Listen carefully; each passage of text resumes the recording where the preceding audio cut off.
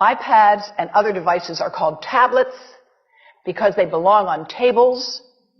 They are tested 20 centimeters away from that big guy that I showed you before.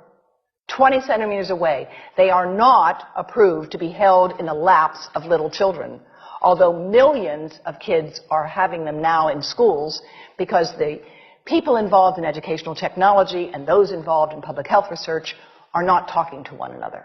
Because if they were, they would understand that you're giving children a two-way microwave radiating device, and if you must give them such a device for learning purposes, put it on airplane mode so that it's not sending and receiving signals as it does otherwise.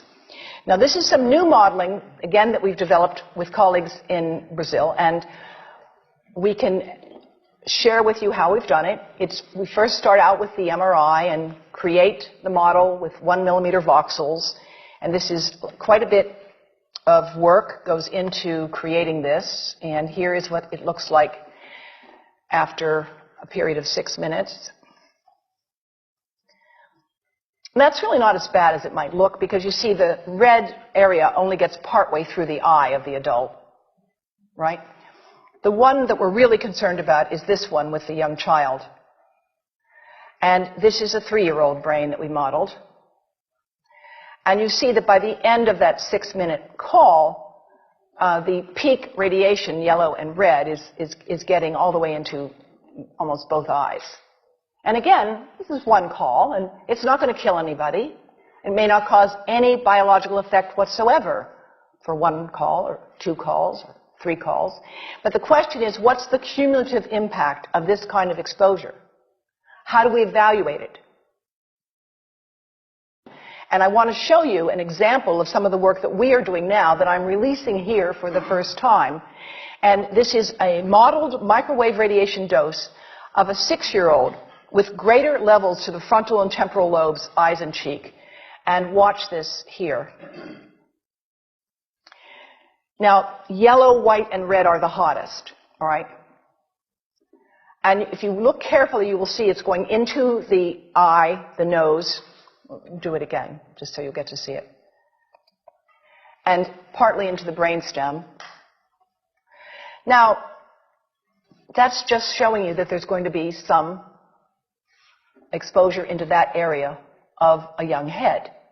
It doesn't tell you that there's any biological effect, right? Now, the next slide is going to show you something that might be of interest to students and faculty here.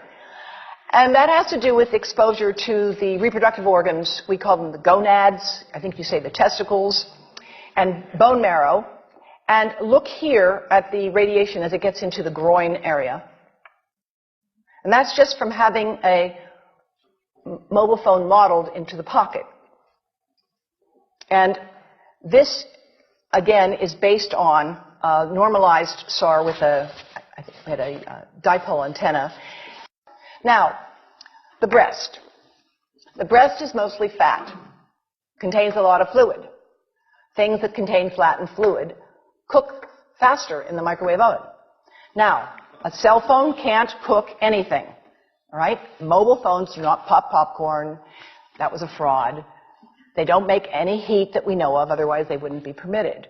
But they do go through things that contain fat and fluid, and we are now working at Environmental Health Trust with scientists at the University of California, San Francisco, scientists at formerly the president of the American Cancer Society of California, because we are seeing women who keep cell phones in their bras. Has anyone seen a woman put a cell phone in her bra? Hands up, please. Please tell them you've heard now why they shouldn't do that. And here I want to show you our first case report from 2009, and we now have many more. This was a Chinese-American woman who used her cell phone 4 hours a day in her bra for 10 years while she was driving. Now, and you drive with a phone on your body. The phone is smart. It's going to go from one tower to another, and it's going to say, here I am, where are you, here I am. And it's going to be going to max power each time it moves from one cell tower to another. And there it was right next to her chest. And the tumors that developed right under the antenna of the phone. unusual tumors. But in the meantime, people have a right to know how you can minimize exposure.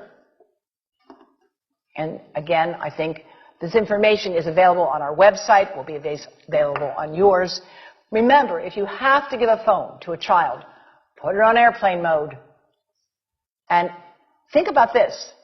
That microwave oven, it works because there's a metal box around the microwave signal, and the signal pings all over the place. Next time you get into an elevator or a train for any length of time, put your phone on airplane mode. Otherwise, that signal is going all over the place, magnifying and coming back. Keep the mobile phone away from you when it's on and you are asleep. Now, it takes a village to do a lot of things. These are some of the people whose materials I've used today with their permission, and I can't read this list to you, but I want you to know that I feel really honored to be working with some of the most talented people in the world on this issue. And they have given me permission to share these materials with you. And I leave you with this thought from Albert Einstein. The world is not dangerous because of those who do harm, but because of those who look at it without doing anything. So, thank you.